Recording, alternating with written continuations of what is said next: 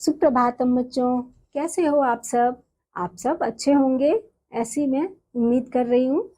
तो बच्चों, आइए संस्कृत विषय में आगे हम अपने अगले पाठ पर पहुंच गए हैं। पाठ संख्या बच्चों 5 और इसका शीर्षक है शठे शाठ्यं समाचरेत।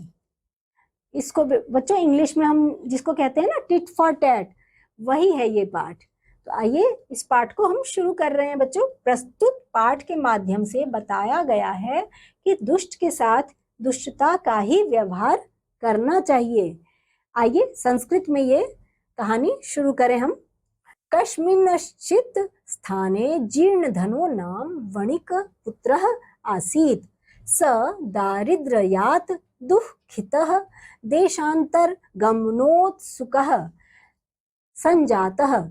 तस्य गृहे लौह भारघटिता पूर्वपुरुषैः उपार्जिता एका तुला आसीत्। तां स्वमित्रस्य श्रेष्ठिनो गृहे विक्षिप्य देशान्तरं प्रस्थितः। तत्र चिरकालपर्यन्तः भ्रान्त्वा पुनः स्वगृहम् आगत्य तं श्रेष्ठिनमवदत्, भो मित्र, प्रयच्छ मह्यं तां निक्षेपतुलां। सः प्रत्यवदत्, भो मित्र, नास्ति सा त्वदीया तुला मूषकैः भक्षिता इति। जीर्णधनो वदत्, भोः श्रेष्ठिन, नास्ति कस्यापि दोषः यदि मूषकैः भक्षिता इति। इदानीम् अहं नद्यां स्नानार्थ गच्छामि, तत् त्वं स्वपुत्रं मया सह प्रेषय। श्रेष्ठी स्वपुत्रमवदत्, पुत्र, अयं तव पितृव्यः स्नानार्थ नदीं प्रति गच्छति, त्वमपि गच्छ, तेन सार्ध स्नानोपकरणानि आदाय इति। जीर्णधनः स्नात्वा तं बालकं नदीगुहायां प्रक्षिप्य तद्द्वारं एकया शीलया आच्छाद्य प्रत्यागच्छत्।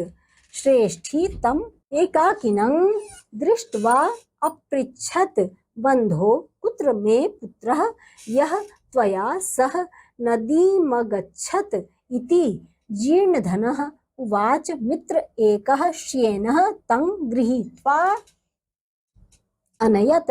इदं श्रुत्वा श्रेष्ठी क्रुद्धो भूत्वा अवदत्, रे मिथ्यावादिन्, किं क्वचित् श्येनो बालं हर्तु समर्थः? तत् प्रयच्छ मम सुतम्, अन्यथा राजकुले निवेदयिष्यामि। सः प्रत्यवदत्, भोः सत्यवादिन्, यथा श्येनो बालं न नयति तथा मूषकोऽपि लोहभारघटितां तुलां न भक्ष्यति। एवं विवदमानौ द्वावपि राजकुलम् अगच्छतां। तत्र श्रेष्ठी धर्माधिकारिणं भाषत, भो, अत्याहितम् अनेन चौरेण मम शिशुर्परितः। अथ धर्माधिकारिणो कथयत्, भो, समर्पय श्रेष्ठिनः सुतं। जीर्णधनो वदत्, किं करोमि? पश्यतो मम नदीतटात् श्येनेनापयतः शिशुः। तत् श्रुत्वा ते वदन्, भो, न सत्यमुक्तं त्वया, किं श्येनः शिशुं हर्तुः समर्थो भवति?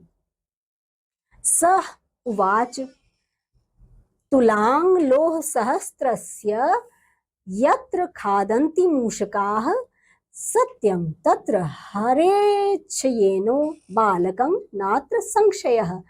सर्वे पृच्छन् कथमेतत्। ततः जीर्णधनः सम्यानामग्रे आदितः सर्ववृत्तान्तं न्यवेदयत्। ततः ते विहस्य द्वावपि तौ परस्परं संबोध्य तुलाशिशु प्रदानेन संतोषितौ।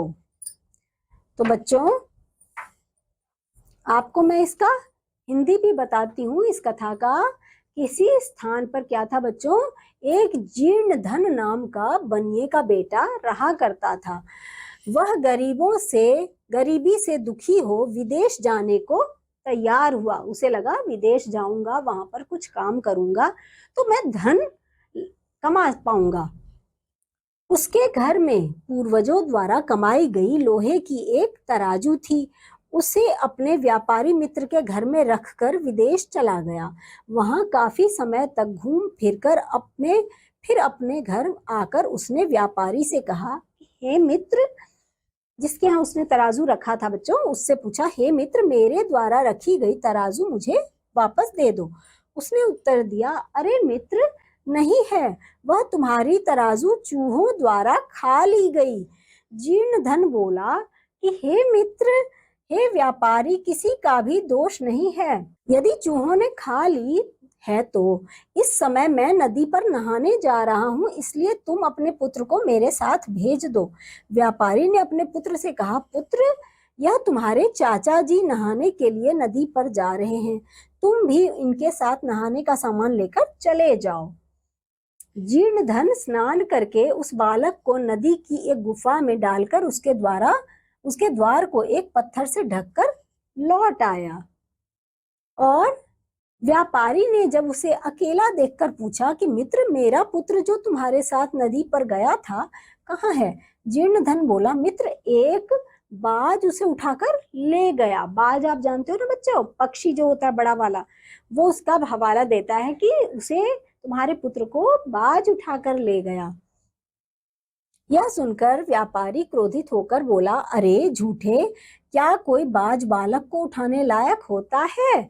मेरे बेटे को मुझे दे दो, अन्यथा राज दरबार में निवेदन करूंगा।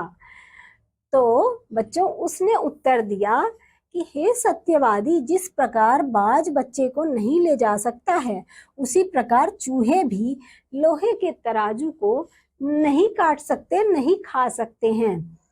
इस प्रकार झगड़ते हुए दोनों राज दरबार चले गए। वहां पर उस व्यापारी ने न्यायाधीश से कहा, अरे घोर संकट, घोर संकट, इस चोर ने मेरा बच्चा चुरा लिया है। फिर न्यायाधीशों ने कहा, अरे व्यापारी के बेटे को दे दो। जीर्ण धन बोला, क्या करता, नदी किनारे से बाज द्वारा बच्चे को उठाते हुए मेरे द्वारा देखा गया। यह सुनकर उन्होंने कहा, हे तुम सच नहीं कह रहे, क्या बाज बच्चे को चुराने में समर्थ होता है? उसने कहा, जब चूहे लोहे की बनी तराजू को खा सकते हैं तो बाज द्वारा बालक को चुराने में कोई संदेह नहीं है, यह सच है। सबने पूछा बच्चों कि ऐसा कैसे? तब जीर्ण धन ने सभ्य लोगों के सामने शुरू से सारी कहानी बता दी। फिर वे सब हंसकर आपस में समझाकर तराजू और बच्चे को दिलाकर खुश हो गए। देखा आपने बच्चों, उसने क्या किया? टिट फॉर टैट, यानी कि जो जैसा करता है उसके साथ वैसा ही किया। क्योंकि उसने जब ऐसा किया कि जब एक मित्र ने जो ऐसा झूठ बोला कि उसने तुम्हारे तराजू को चूहे खा गए, तो उसने भी उसके पुत्र को ऐसा दिखाया कि तुम्हारे पुत्र को तो बाज उठाकर लेकर चला गया, जबकि दोनों ही बातें झूठी थी।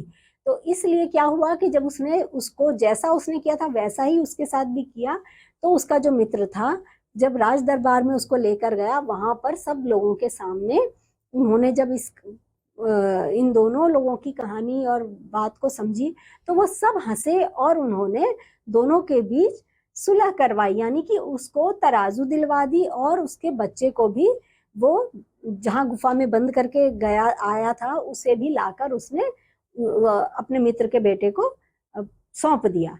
तो इस तरह से इस कहानी में हमने देखा कि जो जैसा होता है उसके साथ वैसा ही करना चाहिए। ये कहानी का हमें सीख देखने को मिला। तो बच्चों ये कहानी भी आपको जरूर पसंद आई होगी।